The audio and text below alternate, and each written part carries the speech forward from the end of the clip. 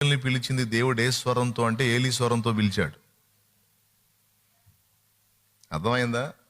కొంతకాలంగా అక్కడే ఉంటున్నాడు కదా, ఆ పెద్ద ఆయన స్వరం బాగా అలవాటు అయిపోయింది.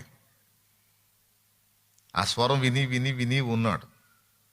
గుర్తుపెట్టుకోండి, ఏ వైపు నుంచి దేవుని వాక్యం రావడానికి నువ్వు ద్వారం తెరుస్తావో ఆ వైపు నుంచే దేవుడు నీతో మాట్లాడతాడు. గుర్తుపెట్టుకో ఇది.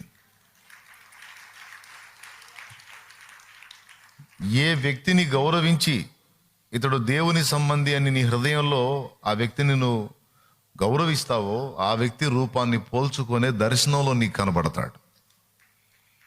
అర్థమైందా?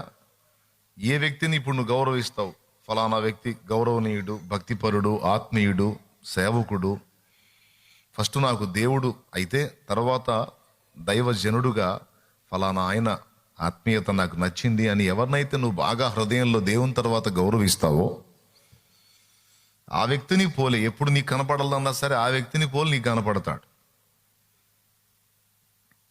అర్థమైందా? నువ్వు పోయేమో ఆ దైవజనుడితో చెబుతావు, అన్న రాత్రి కల్లోకి నువ్వు వచ్చావా అన్నాను. నేను మా ఇంట్లో గందరగోళంలో ఉన్నానమ్మా, నాకేడ తీరుకుంది. తమ్ముడు వచ్చాడు, అన్న రాత్రి నువ్వు రాత్రి అంతా నా దగ్గరే కూర్చున్నావా అన్నాను.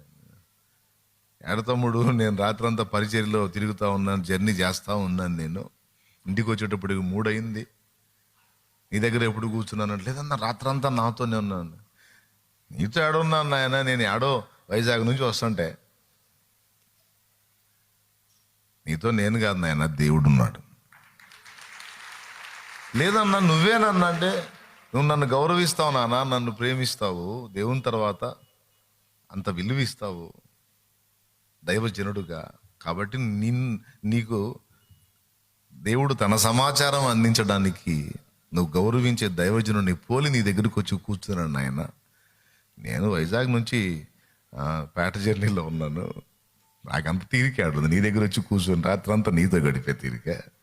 ఆ అవకాశం ఆయనకుంది, ఆయన వచ్చాడు.